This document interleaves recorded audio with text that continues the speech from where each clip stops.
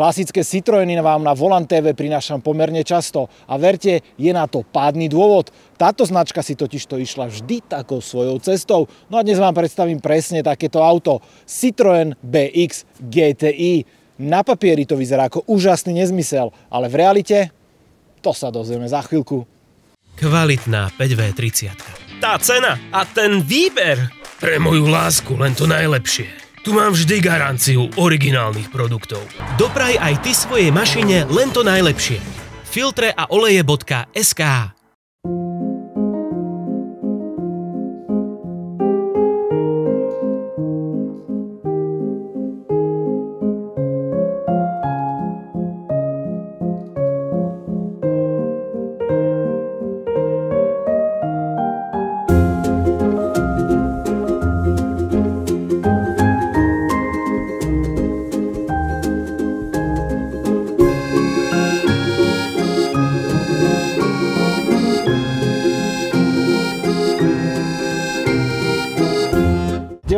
Vítam opäť vo videu Volant TV. Ďakujem pekne. Ty by si už mohol byť ambasádorom značky Citroën a DS na Slovensku. Normálne by ti mali dať plat. Lebo asi nikto nepredstavil viacej Citroënov vo videách ako ty.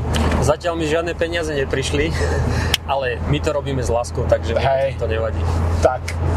No a my sedíme v niečom, čo je relatívne raritné, pretože sa bavíme o jednak Citroëne BX, ale najmä sa bavíme o verzii GTI. No a k tomu sa dostaneme za chvíľku. Najprv si povedzme, že čo to vlastne to BX-ko je? Tak vlastne je toto konkrétne auto má označenie BX19, hej, v GTI. A nechaj ma hádať, to 19 bude objem motora? Áno, okay. 1,9 litra vlastne. S tým, že teda bavíme sa o 8-ventilovej technike, to je v podstate to slabšie GTIčko, ktoré bolo. Áno. Hej. A preto aj to tam je celé vlastne zakodované v tom označení. Ako u Citroenov to bolo vo zvyku, že vlastne ten objem dať tým číslom. Áno. A začneme asi dizajnom, pretože to je podľa mňa vec, ktorá rozdeľuje ľudí pri Citroene ako žiadna iná. A hlavne pri týchto klasických Citroenoch, to je taká hranatá krása 80 rokov pre mňa. Tak toto auto má na svedomí Marcello Gandini. Čiže opäť známe meno, je to vlastne od Bertoneho človek. Áno, pracovník Bertoneho. V podstate, tak jak sme sa bavili aj minule, takže tie spoločné znaky to má aj s tým favoritom a vlastne s tými všetkými autami, ktoré vyšli zo štúdia Bertone. Čo sa týka tohto auta, tak môžeš ty povedať k tomu, toto auto nebolo prioritným cieľom alebo zadaním Marcella Gandiniho Bertoneho štúdiu, ale skôr to vzniklo ako keby druhotný efekt niečoho, čo si zadala značka Volvo. Presne tak. Ono to vychádza z konceptu Volvo Tundra, správne hovoríš. A keď sa človek aj pozrie na tú Tundru, tak tam úplne vidí ten Citroën. Ale akože skoro jednak jednej. Naozaj tých zmien tam bolo minimálne. A čo je ale podľa mňa obrovská výhoda, pretože keď si spomenieš na tie prvé návrhy favorita od Bertoneho, tak to vyzeralo naozaj progresívne, presne ako BX-ko. A zároveň je to druhé auto, ktoré vzniklo po spoločnej fúzii Peugeotu a Citroënu. Prvé bolo Citroën Visa, čo prišlo predtým, no a potom prišlo toto BX-ko. A to, že to vzniklo po tej fúzii, tak je jasné, čo si už spomínal na začiatku, z použitej techniky. Takže máme tu 1.9 legendárnu, ktorú sme našli napríklad v 205 GTI, alebo napríklad v Peugeote 405. Mimochodom, Peugeot 405 má rovnakú podvozkovú platformu, ako má BX. Teda myslím, že s výnimkou zadnej nápravy, ale tých komponentov je strašne veľa tam spoločných. Takže ťažili z toho obidve značky. Ale na druhú stranu, tie auta nemôžu byť viacej odlišné ako sú. Tak 405 je naozaj elegantný, krásny sedan aj po tých rokoch, kdežto to BX-ko je tak na hrane toho, že vyzerá to divne, vyzerá to dobre. Takže nevieš, čo si máš vybrať, ty si čo vyberáš? Mne sa to páči. Tebe sa to páči? Mňa poznáš, takže... Ty si na divné auta, ja viem. Ja som na divné auta. Tak ale BX-ko naozaj aj v tomto pakete GTI vyzerá celkom slušne. Existovali 4 verzie. Sport, GT, GTI, to je to, čo máme my, bola 8 a 16 ventilová, spomínal si, že toto je 8 ventilová, teda tá slabšia. A potom bola verzia 4 TC. A keď vám to nič nehovorí, čo je úplne OK, tak teraz na obrazovke vidíte, že čo to je. Je to vlastne homologizačný špeciál pre skupinu B. A musím povedať, že z toho takého divného BX-ka vzniklo ešte divnejšie 4TC, ktoré vyzerá taký nabušený Quasimodo z posilovne, také, že nevieš sa ani sústrediť na tie tvary, sú tam hrany s oblinami, no vyzerá to strašne divne, ale keďže je to Bčko, tak je to auto, ktoré nás pochopiteľne zaujíma a je súčasťou tej motošportovej histórie. A na rozdiel od Peugeotu, toto auto nikdy nejaké vavriny nezbieralo, ale je to zaujímavý taký výkrik, by som povedal, ktorý vznikol tesne pred koncom Bčka. BX-ko sa vyrábalo v roku 82 až v rokoch 94, v 86 prišiel facelift, to je to, čo máme my. No a predchodcom tohto auta bolo GS-ko, ale nie Lexus GS, ktorý mám ja, ale Citroën GS, ktorý vyzeral ako zmenšenina ktorého modelu? BX-ka? By som povedal nie BX-ka, GS-ko vyzeralo skôr bližšie k CX-ku malo. Áno. A už sme aj minule spomínali, že tí Francúzi mali takú záľubu v tom tak netradične predstavovať svoje nové modely. No a toto auto nebolo výnimkou, pretože 2. októbra 1982, to si presne pamätáš, hej? Áno, jasné. Ja presne viem, kde som bol vtedy. Pod Eiffelovou väžou Citroën strhol plachtu z tohto auta, predstavil ho verejnosti. Musím povedať, že ten dizajn bol celkom progresívny, bolo to také typické 80. roky a hlavne to bolo úplne niečo iné, ako bolo predchádzajúce GS, to bola taká sama oblina a tu to zrazu došlo, že cak podľa pravítka.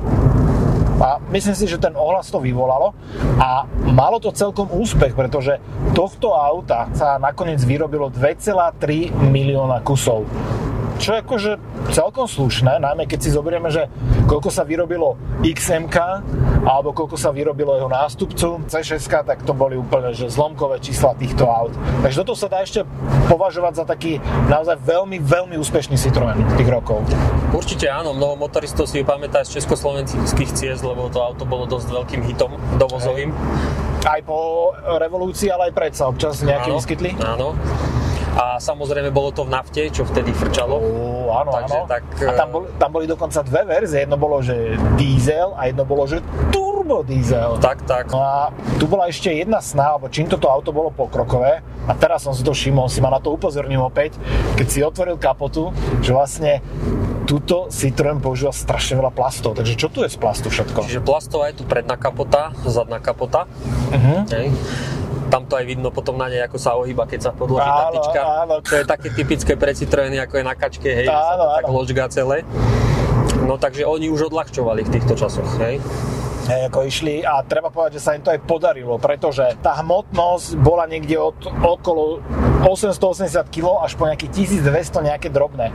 Takže celkom úspech a hlavne si treba zobrať, že sa to vyrábalo ako predný náhon, ale ako štvorkolka. A mať štvorkolku ako 1200 niečo kilovú je celkom fajn. A toto, čo tu počujete, teraz to prestalo, tak tuto bola taká debata, že či to auto slúži dobre, spoľahlivo a toto je jeden z takých škriatkov, ktorý tu je. Takže čo sa tu vlastne deje? To je taká ukážka tej elektroniky z tej doby. A centrál nám blbne jednoducho, neviem, či tam je nejaký polohový signál a pri určitých náklonoch niekedy, pri určitých teplotách to začne proste. To je vlastne G-meter, hej? Hej. Nejaký kábel sa tam niekde opiera o to. A potom prišiel rok 1993, keď sa tento bestseller odobral do dôchodku a bol nahradený Xantiou.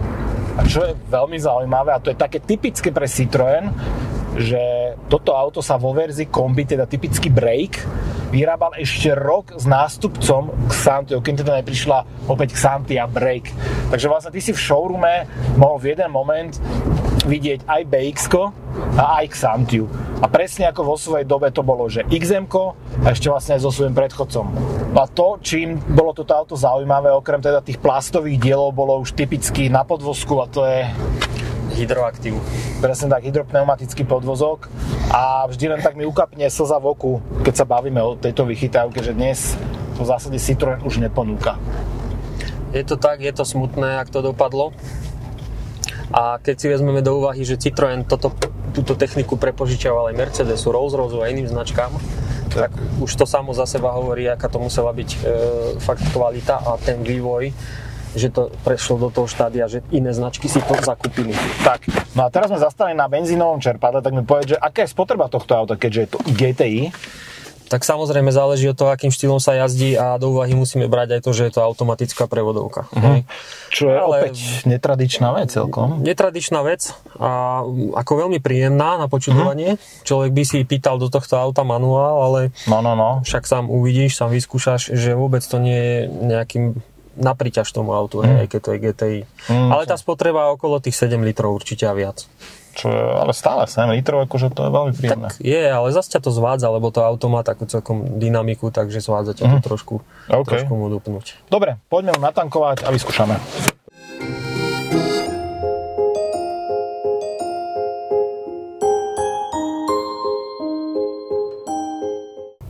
Tak a tankovanie mi dalo opäť šancu alebo zámienku sa vymeniť, akože si došiel z pumpy a ja som tu už sedel. Čo je, no? Si ma podsadol, hej. No, bavíme sa o tom, že toto je športové auto, ale veľa vecí tu absolútne že neevokuje žiadnu športovosť. Jednou z nich je aj posed. Sedím tu za týmto volantom, ktorý akože si viem nastaviť nejako? Nevieš. Neviem si, no. Pripomína mi to skôr takú dodávku, akože úplne teraz bez srandy, lebo ten volant je jednak strašne ďaleko odo mňa, strašne divne klopený, tak akože do vodováhy to ide. Ale zase tieto budíky ti hovoria, že OK, no môžeš ma vytočiť do... Dobre. A potom tu máme na tachometri 220, čo je taký optimistický údaj, pretože toto išlo nejakých 198, tak hej, tesne. A tá 16 ventilová verzia, tak tá išla ale podstatne viac. Tá myslím, že atakovala 220. Keď sa bavíme o 8 ventily, tak vlastne aký výkon, alebo čo toto je vlastne zač? Toto má 92 kW, myslím 125 koní. OK, na tú váhu je to celkom fajn. Je to fajn, určite, sa s tým dá pohrať. Samozrejme ten 16 ventil to už bolo niekde úplne inde. Aj cenovo asi? Aj cenovo, aj výkonovo a ono malo aj určité modifikácie oproti tomuto autu. Ako ste si všimli, odčaroval som aj stromček, aby vám tu nebrnkal po nose. No a ja idem radiť na tomto vesmírnom joysticku, dám brzdu a tu ani nespoznávam, že PRND. Akože, a čo mám zaradiť vlastne? Ačko? To je vlastne to Dčko. Hej. Takže Francúzi išli opäť svojou cestou, miesto Dčka tam dali Ačko. Dobre, teraz som si posunul sedačku a môžem povedať, že lepšie sa mi sedelo v tom XM-ku naposledy. Bolo to komfortnejšie, keby sa niekto strašne chcel pohrať a urobiť z toho športové auto, tak to viacej sedí ako tomuto autu. No, plus to je automat, ale príjemné je, že keď sme sa aj rozbiehali z parkoviska, tak celkom to tak pružne reaguje, že stlačíš ten plynový pedál a to auto ide hneď. Že necítiš tam, že by sa strácal niekde ten výkon, aspoň minimálne nie v týchto malých rýchlostiach. Tak v porovnaní s tým XM-kom je to podstatne menšie auto, aj v tom kokpite sa človek cíti jednoznačne menšie auto.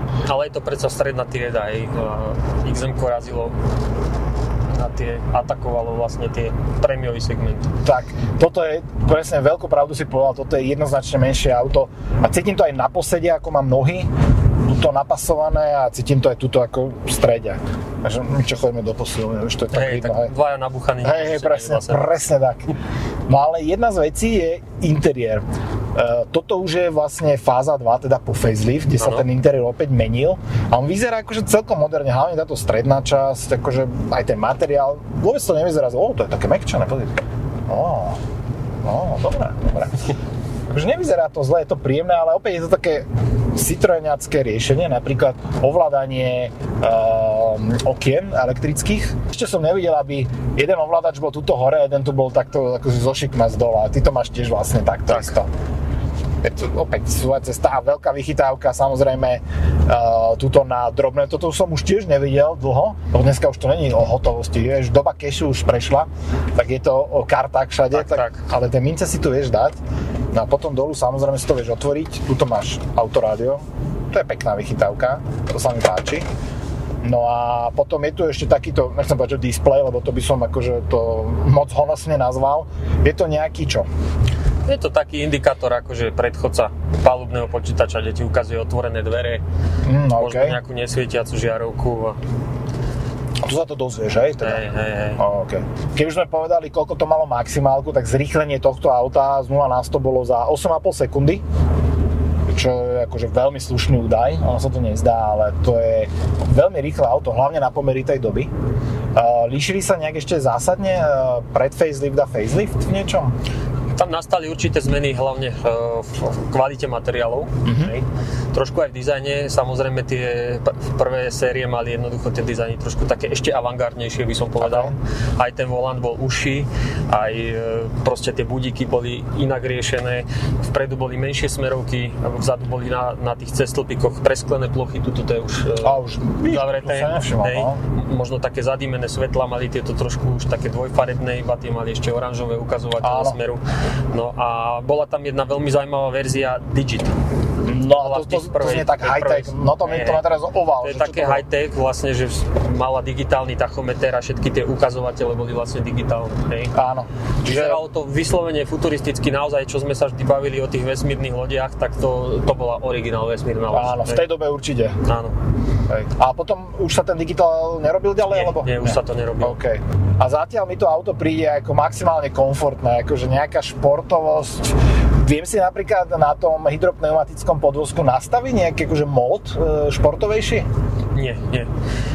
Tuto to nie je prispôsobené na tú športovú jazdu, ako napríklad na tom XM-ku, že je tam tlačítko, ktoré nejak prestaví tieto. Áno, tuto to nie je. Tu sú proste len určité polohy a on sám o sebe, ten hydraulický hydropneumatický podvozok, on ako keby nahradzal tú športovosť, lebo on sa adaptuje tomu, čo s tým autom robíš.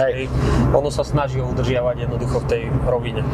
Zatiaľ fakt krásne to žehli, lebo dneska, keď máš akože športovú edíciu, tak je to tvrdé jak prkno, ale toto je, že krásne ide. No ten automat zatiaľ sme nemali šancu, že niekde to auto múčiť, ani to nebudeme robiť, ale ten automat zatiaľ ako nie je nejaké, že brzda, alebo že by mi vyslovene vadil, ale to je 4-stupňový, asi predpokladám, že? Toto je 4-stupňový automat. Týchto automatov nebolo až tak veľa vyrobených, nemám teda presné číslo, ale bolo ich menej. A čo som tak ja postrehol, toto auto je dovezené zo Švajčiarska. Takže mnoho tých automatov bolo asi zrejme na ten švajčiarsky trh určený. A tu si vyskúšam trošku tú akceleráciu. Dobre, tak automat naozaj radí veľmi, veľmi skoro, ani ma nenechá to vytočiť. Tak, OK, nebudeme ho trápiť. Tak ono je tam kvázi tak športový mod, keď teraz o tom hovoríme, že možno keby si to prepol do toho, že 1, 2, 3, hej? Ale taká ako, nedá sa to nazvať moc sekvenciou. Dnes toto auto bude mať skôr hodnotu nie tým jazdným zážitkom, ale skôr tým, že máš veľmi limitovanú sériu výrobnú tohto auta. Určite áno, a není to zase až taká vzácnosť ako napríklad ten 16 ventil, lebo tých bol naozaj veľmi málo vyrobených. Alebo 4TC. 4TC to ani nehovorím. No táto kulisa zvuková, to sa ti uchová v pamäti, lebo to si ešte asi nezažil. A tuto pod tým krídlom, čo som si všimol, lebo aj toto má taký bodykit, vpredu máme to lipko, vzadu máme tiež taký nárazník iný a máme tam to krídlo. A pod tým krídlom je taký hrdý nápis, že katalizátor. Že už v tých rokoch tieto autá boli vybavené katalizátormi, čo teda akože veľmi zaujímavé. A ešte k tej bezpečnosti, malo toto auto niekedy napríklad airbagy, lebo vyzerajú tu také výrezy, že to je OK, tak tu si môžeš odložiť niečo, ale malo to airbagy alebo takéto nejaké featurey, čo ste... Nie, nemalo to airbagy. Nemalo. To mala až Xantia, ktorá vlastne prišla. Áno, a dá sa povedať, že s XM-kom to bol posledný Citroën, ktorý mal z tej éry vlastne ten volant jednoramenný. Hej, taký ten jednoramenný. Ono to má ale výhodu v tom, že krásne vidíš na tie budíky, to je akože super. A teraz keď ideme do týchto zákrut, tak jednu vec som si všimol, že napriek tomu, že máme také balóny veľké, tak to auto veľmi dobre a ostro reaguje na zatočenie volantu. Až tak neočakávanie ostré je to. Toto je vlastne výhoda toho podvozku, hej? Ten kompenzuje všetky tie... Lebo dnes naozaj, ako som hovoril, že sme zvyknutí, že športové auto je tvrdé, ale v tomto prípade veľmi, veľmi klame telom. Stále je komfortné, ale reaguje na tie pokyny od vodiča veľmi dobre. Asi by som nemal odvahu túto auto zobrať niekam na okruh.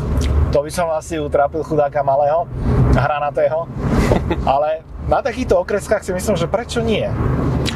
Je to zábavné auto určite, keď si človek naň trošku musí zvyknúť samozrejme a potom príde mu na chuť, že vlastne aké sú tie jeho hranice, jeho výhody a nevýhody a nakoniec v ňom nájdeš niečo športové, no v tých dobách sa trošku inak na to prihliadalo. Presne tak.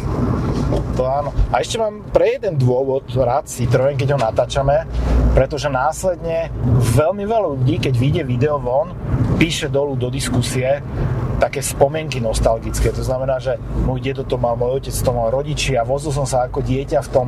Je to veľmi pekné a príjemné to čítať a ako sa tí ľudia vracajú späť v tých pamätiach k tým autám, vlastne, ktoré zažili. A Citroën môžeme brať ako jednu z takých v úvodzovkách domácich značiek, pretože naozaj po tej revolúcii Citroën plnil úlohu až takého prémiového auta. Presne ako sme spomínali pri XM-ku. Zrazu, kto mal Citroën a nemal toho favorita, tak to bolo už niečo. Áno, určite áno. A dnes to už žiaľ neplatí. Citroën sa to snaží sa vrátiť k tomu s tou značkou DS, ale že či sa mu to darí alebo nie, tak to necháme asi na inú diskusiu. Ale v tejto dobe mať toto auto, tak to bol naozaj že status. Tak, my sa rozbiehame. Akcelerácia. Ide to veľmi príjemne. Vôbec by som nepovedal, že to je nejaké pomalé auto. Vôbec. Bomal sme na legálnom limite. A ešte jedna vec je to taká zaujímavá. Okrem toho zámku, čo sa stále zamyká, odomyká, počujete to? Sú sedadlá. Oni neviem, že vyzerajú veľmi dobre, ale sú aj také, i keď sú troška mäkšie a hlavne ten poťah taký plyšový, taký, že chytíš to, že to je príjemné. A rovnaké anatomické sedačky, bo veľmi podobné sú aj vzadu, čo tiež tak akože výsada takých tých športovejších aut, že vzadu nemáš lavicu, ale máš také dobré sedačky anatomické.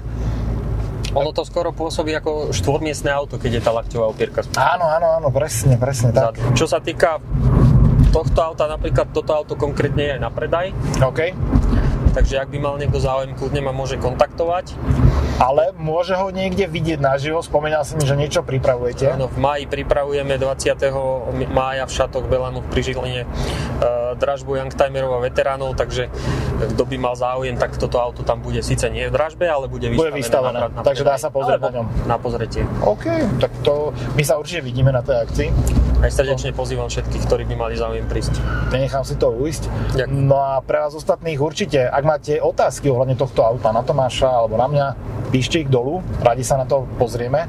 No a v každom prípade fotky tohto auta dáme na Instagram, pretože tá krása tých hranatých tvarov a tých spoilerov sa mi naozaj začína páčiť. Má to niečo do seba, je to veľmi príjemný odkaz na tie 80. roky, takže sledujte Instagram, prípadne aj Instagram, samozrejme Car Classic & Consulting, Tomášovej firmy. A my sa vidíme onedlo pri ďalšom aute, pretože máš tam jednu 5-valcovú zaujímavú šupu, ktorú si na budúce určite predstavíme. Áno, teším sa aj ja. Ďakujem pekne za ďalší test vozidla a teším sa na vaše komentáre. Veľmi rád ich čítam. Tak to som rád. Čaute. Čaute.